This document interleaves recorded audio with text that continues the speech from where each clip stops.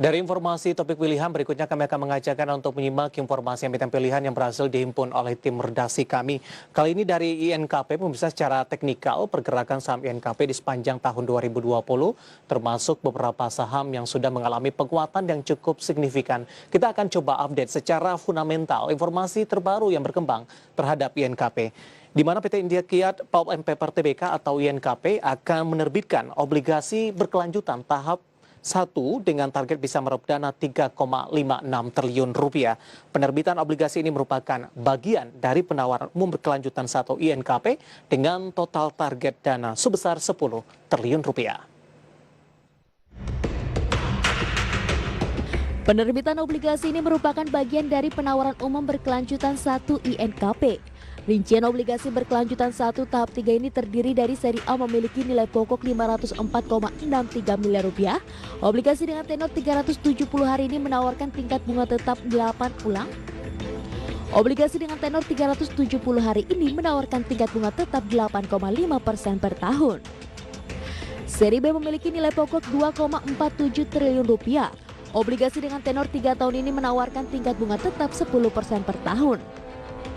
Sedangkan seri C memiliki nilai pokok 582,7 miliar rupiah dengan tenor 5 tahun dan menawarkan tingkat bunga tetap 11% per tahun.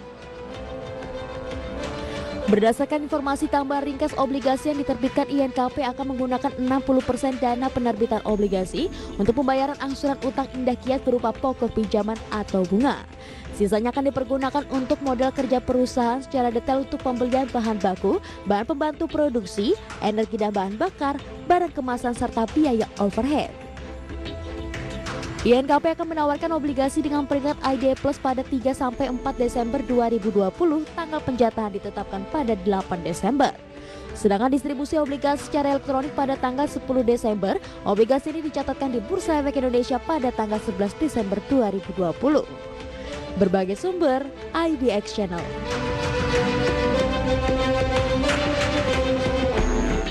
Dari informasi fundamental, kita akan coba lihat bagaimana informasi dari pergerakan teknikal dari INKP di sepanjang perdagangan hari ini ataupun sepanjang tahun 2020 dan bagaimana juga dari sisi valuasi, terutama dari sisi PER dan PBV-nya.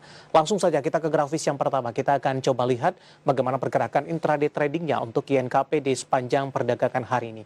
Dapat Anda saksikan juga di layar televisi Anda di pembukaan sesi pertama. Pada pagi tadi INKP dibuka di level 9.025. Sementara pada pukul 10 ini mengalami penguatan dan menyentuh ke level 9.125. Penguatan masih terus berlanjut pada posisi penutupan sesi pertama di perdagangan hari ini di level 9.150. Sementara pada pembukaan sesi kedua ini level 9.150 ditinggalkan dan menyentuh di level 9.125. Sementara pada penutupan sesi kedua di perdagangan hari ini, INKP masih bertahan di level 9.125, menguat di 2,53%.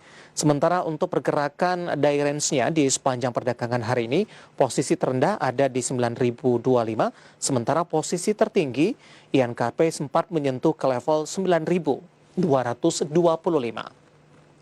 Kita beralih ke grafis selanjutnya. Kita akan coba lihat bagaimana pergerakan INKP di sepanjang tahun 2020.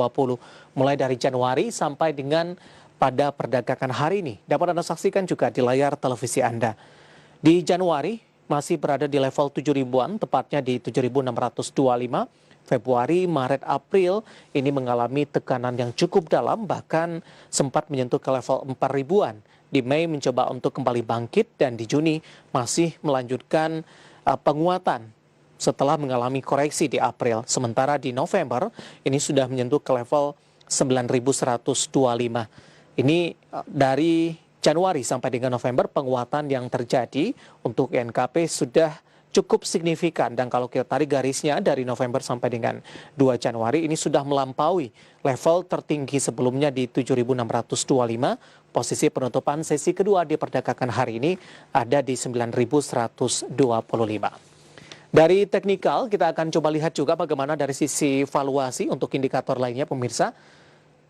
Dapat Anda saksikan juga di layar televisi Anda. Untuk posisi PER ada di kisaran 8,75 kali, sementara untuk posisi price sales ratio ada di 1,15 kali. Untuk posisi PBV-nya atau Price Book Value Ratio ada di 0,79 kali. Sementara untuk posisi Price Cash Flow Ratio atau PCFR ada di kisaran 5,01 kali.